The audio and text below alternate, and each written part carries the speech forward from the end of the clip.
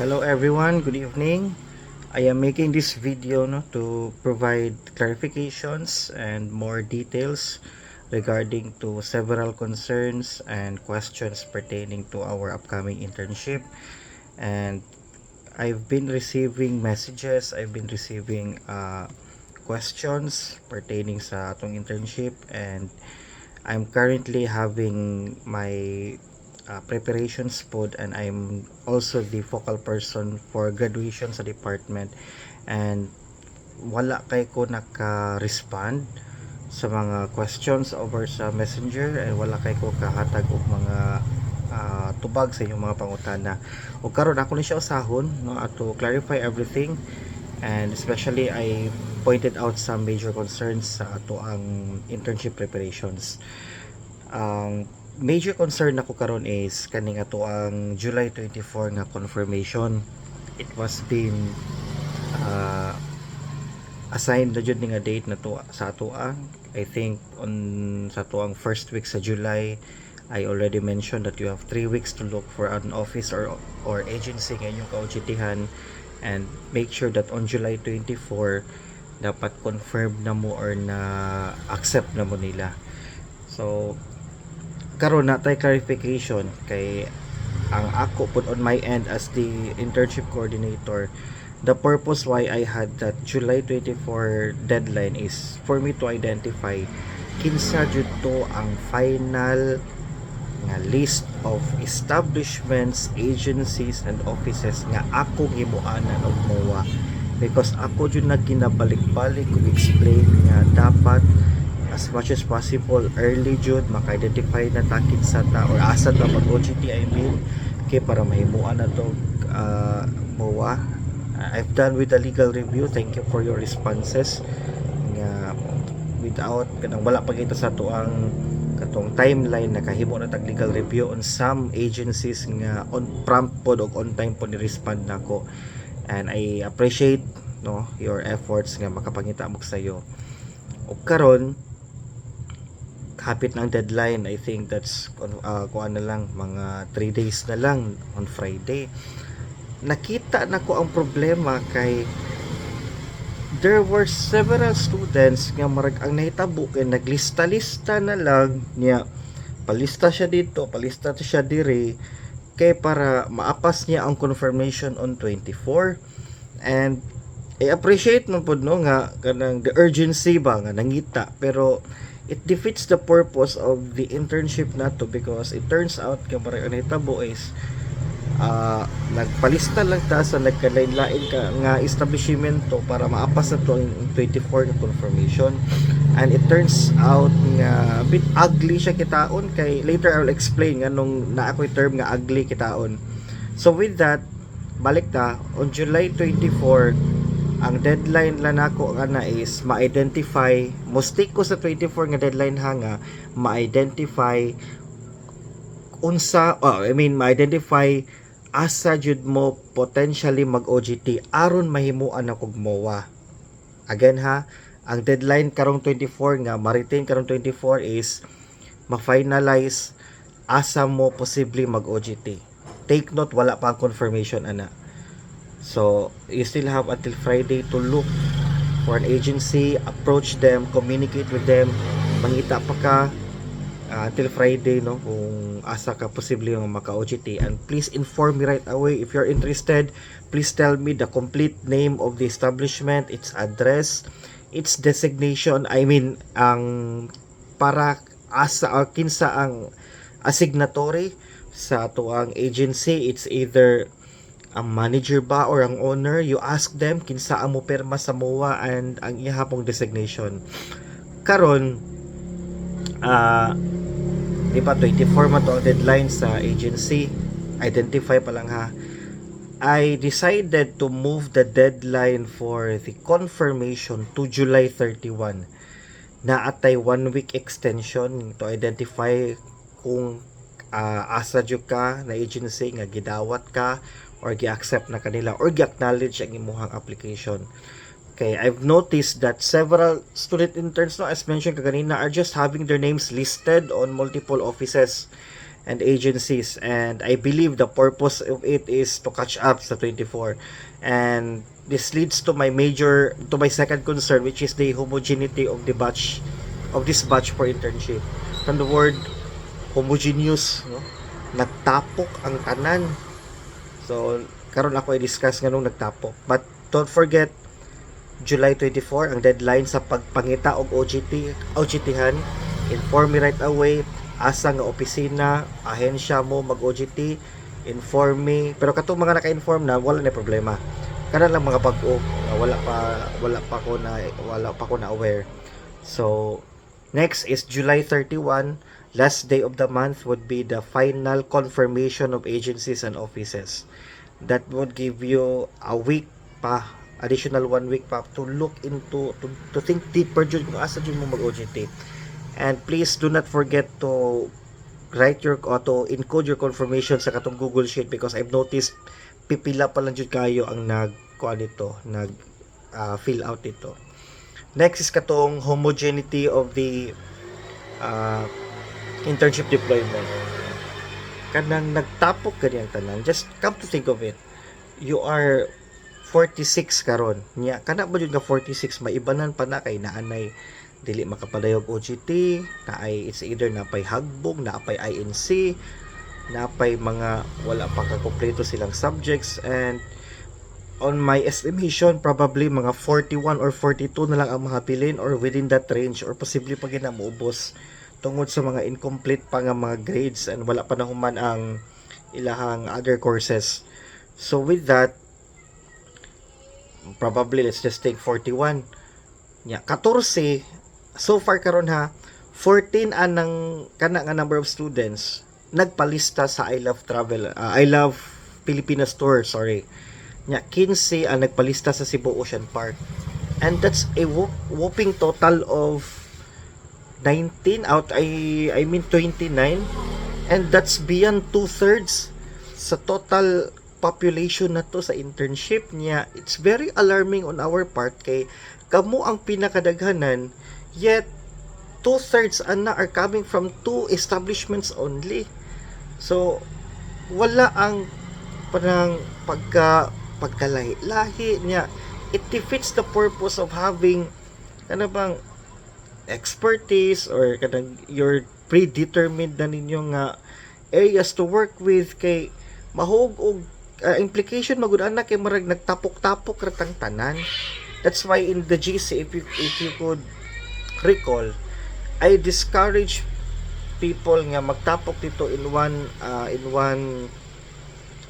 agency. Special mention ang Cebu Ocean Park.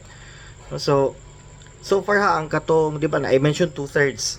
The remaining 1/3 is other, in fairness man po, they are already confirmed. Sa Vaishnavi ka identify kog duha, sa Wat na ay duha, sa Palawan tulo, nya sa katong Philippine Commission for Sports Scuba Diving na tulo, Linganay Adventure Park na isa, nya sa dapat mga prospects po sa Baybay Tourism Office na duha or tulo, Abuetis usa, nya na isa sa Anju World.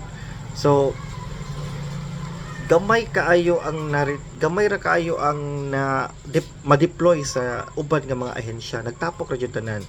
And for those who sign up for I Love Pilipinas Tours and Cebu Ocean Park, I want you to think deeper pa jud, no, reflect and consult people, kay it's not that I'm discouraging you ha, because na jud uban, especially sa Boracay, daghan na jud diha ang desidido na jud, and there's nothing wrong with it. Not to discourage, but having you congested on one office or agency manggod will definitely hinder you from being assigned to valuable and relevant tasks and duties.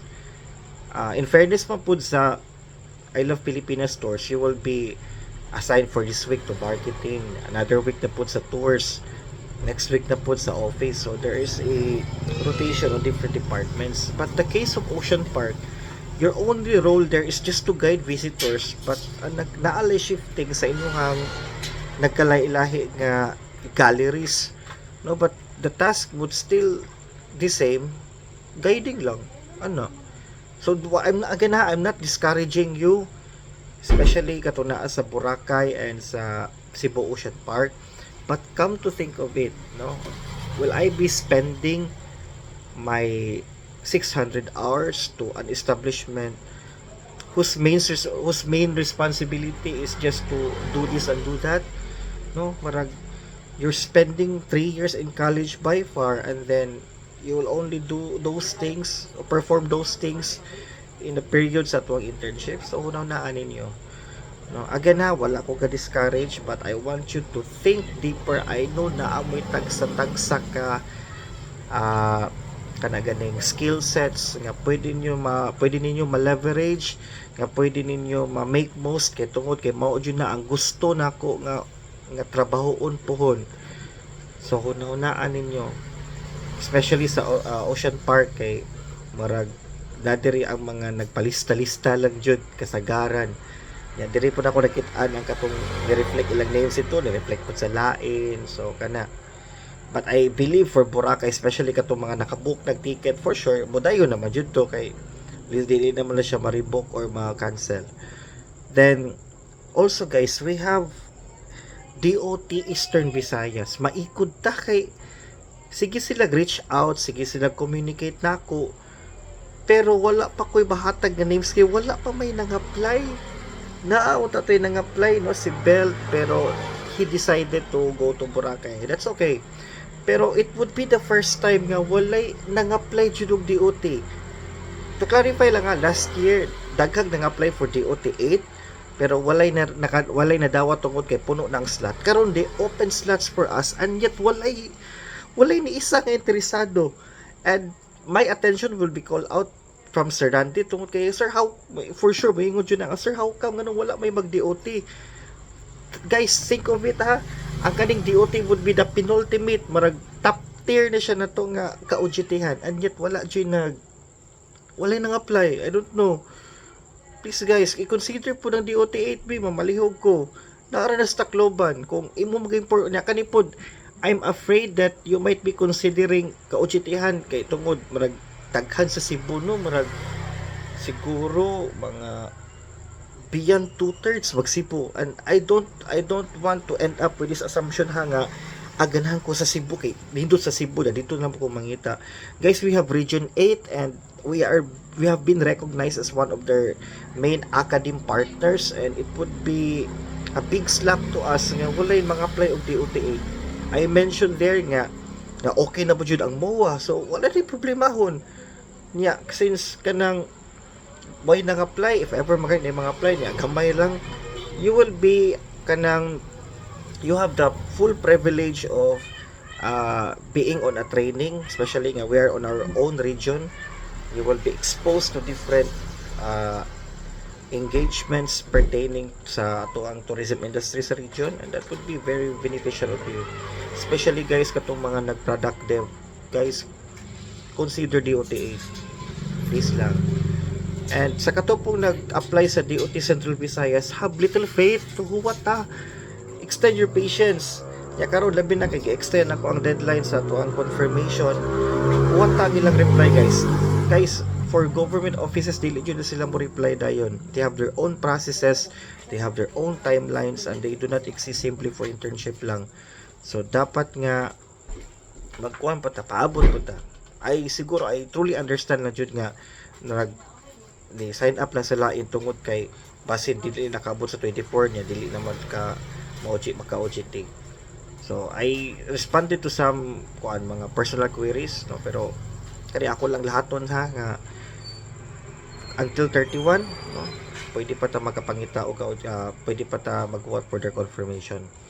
Then mo to, as mentioned kaganina niya, also so far kamo ang pinakadaghan, kamo nga batch ang pinakadaghan og mag-interns. So kamo lang ang miabot og 40 plus, and botong it's a major concern nga niabot og 40 ka pin, and yet 2/3 na ara jud sa duha ka establishment. So dapat, and please think also nga kanang inyo makit-an nga mga bag-o nga partners karon, that would be your gift or legacy to the succeeding TM students, mga future TM students nato. Kay kamo ang inyong namoy ma-partner karon, that would be our potential partners, and we will expand our network sa department. And I don't want to happen nga magkuyog baboy lang ta kung asa tong friends. Please don't do that, guys. We are on our 4th year, and please detach yourself from your comfort zones. No, I appreciate ang uban nga I know some inner circles that they detached themselves ngadto sa ilahang inner circle, and they decided to have internship on these offices, and that's good. No, tungod kay nakita nila ang ilahang asa sila posible mag-OJT. But think deeper pa jud.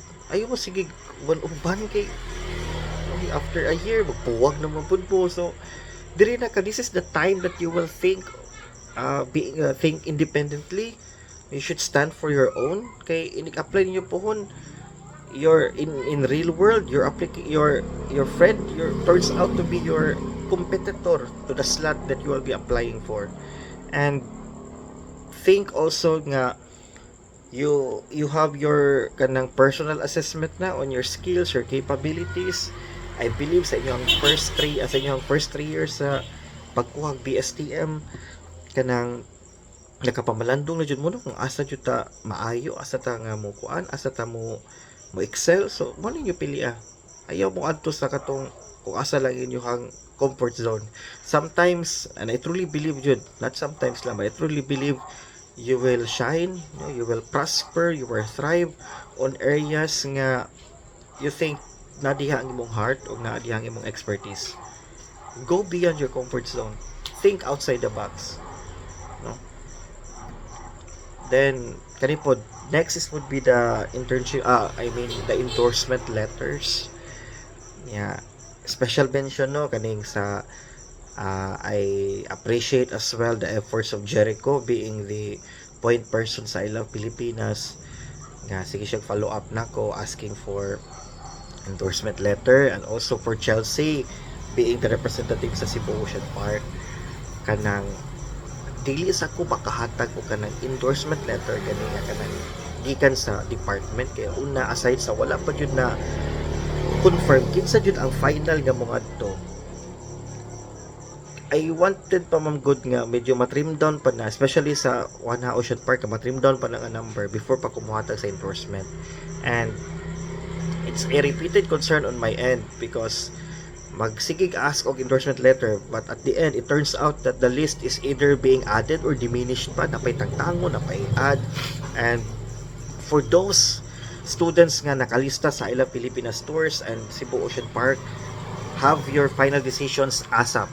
Okay, at least na pa mo time nga makabalhin magani. Then kanipod for everyone, not only to Jericho and Chelsea having the representatives or point persons of those mentioned 2 agencies or establishments, but this will apply to everyone.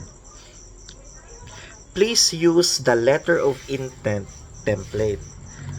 I understand that an endorsement letter is needed in your requirement. Nakabutang din siya dito.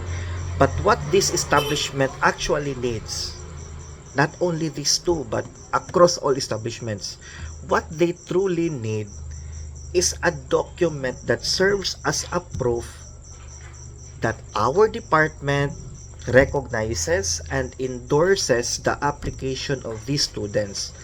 And please take note, the letter of intent nga akong gihatag dito sa ato ang drive serves its purpose. Guys, kapilan na kung balik-balik ka bisa pag letter of intent atong gipangan diha, but it will also serves as an endorsement. Dili pa lang jud siya ang kanabang kita ra mo ginakasabot sa department nato, because this is our arrangement. It has been agreed nga naa pa tay other endorsement letter nga na joy confirmation coming from the dean and coming from the chairman, or I mean the department head. But our letter of intent serves its purpose because with the letter itself na-recognize na nga, okay, we have been backed up by the internship coordinator and Sir Randy. So kato lang sa ang i-submit. Kay sa ang setup magudiri sa ato sa university pod na ay endorsement letter, pero that would be for formality pa ba nga ang buhaton mo gunakuan na is actually according to our process, ako ang muhatag ana personally will hand over to the office or kukisa ang naa dito during that first week of deployment. I will personally hand it over and that will serve as a final endorsement. But kani man good kay, especially kay sige pag dugang usab, dugang niya iban, dugang iban na pod, kana lang sang letter of intent template niya indicate the list of names, then submit it right away. Ayaw lang sa tong ako ang endorsement letter, unless kung kanabang, unless kung final na jud niya kari kay wa pa finality, no, wa pa finalization. So mo to nga kanang kato lang sa gamita. Okay, then also for kaning sa endorsement letters, for other agencies and offices, make sure that there is a point person po that will communicate with the agency or office. Like for example, no, I commend Jericho and Chelsea for stepping up. Sila mo communicate nga to with Ocean Park and with I Love Pilipinas stores, kay para dili na po burden sa akong part nga para ang ending kay para ako nang itag OJT-han ninyo. One point person lang niya, communicate with one another. I know you have other GCs there, marag uban mauwa pa nga mo communicate sa tong GC, but you could use other GCs to collaborate. Again, marag kapila lang ko balik-balik aning collaborate, no? So for those added agencies and offices nga katong wala pa nato na identify previously, nga wala pa na appeal sa tuang legal review, please inform me ASAP, not beyond July 24, para inig kay ako plano inig Monday maghimo na ko sa final set of MOA, then dapat ma-include na ang inyong possible na kaujitihan. Then lastly, for this part, please do not, I know you have your main option, second option, and third option, but please do not put the same weight on your second and third option sa inyong first option. Your first option will be your first option. So kung ganda inyong gusto apply, then put more weight on there, on that particular office. Ayaw mo pag palista-lista lang sa lain niya kung asa ang una mo dawat kana pud ka. So take time to think, and in real application man pud good, we highly discourage nga marakag nag-window shopping og kaujitihan niya mangitaglain kay ang uban na ba perception na ba sa ubang employer, no, kay nang apply kanila dito, they feel special because dito ka nag-apply, and if they will hire you, then that would be good on their end. They are also assuming nga once you apply there, sila ra jud imong gipili, no? Ang ending di kay daghan di kag gi-applyan, daghan na kay kag-applyan, putting more weights, marag you prioritize, no, marag I mean equal ra imong prioritization, marag imo lang target kay kung unsay una unsay una nga mo respond diha pud ka. So kana, then also kato po muhangyo ko kato ganing gidawat na or kada bang ni-communicate na aning nakikita mo og mga names nga ni-communicate na sila aning office or agency nya wala ka kitag kauban nya na sila communication with any of the personnel anang office or agency nya karon nagpalista sa lain. Please don't do that, kay kanang betrayed ka ba, betrayed, no? Over na po ng betrayal, pero ano bang imus lang paasahon nga nag-apply ka dito niya at the end dito di ka di-apply sa lain kay tuwa sila dito daghan, no? Di lang ko mag-name og establishments or persons, but may nakoy nakita nga nag-give ka na worst pa jud kay himuan na kog MOA niya dito din nagpalista sa lain. Please stick to that kuan kay naka-commit, partially commit ka dito. And once ka nag-apply, nag-submit ka application ka to, bisa pag wala pa yung term nga accepted, but they assume nga dito jud ka mo dayon og OJT sa ilaha. That's one of my main purpose kanang gi-extend ako ang deadline. Then mo to siya for the deployment schedule. I mentioned di ba nga kanang 1,000 pa ang na-approve, wala pa to na-approve tong increase sa internship fee. Ang nahitabo karon nag-budgeting nako kay kanang full amount dili na ma-provide sa ako ahad. It will not be turned over to me as cash. Dili po na siya ma-allocatean sa ako as cash. Only a percentage lang. Mga mao akong gabiton for my travel because I could not afford traveling using my own expenses. I am also a family man. And what happened over the previous year, ni-visit ko using my own money. Late na kayo niabot ang katong akong request nga money. And it's a big burden because ang buto nahon na if mo travel ko for the deployment or katong ako ang routine visit, lugi pa gani kay ko. No, adi sa ingon nga nanumboy ko, but it's part of my responsibility nga mo bisita jud ninyo. Pero ang kansi mo good sa akong part put nga kanang makagasto kog dako. Okay ra makagasto ko, but not dili lang jud kay dako. So with this, I already made my budgeting sa ang ako ang deployment karong last week sa August.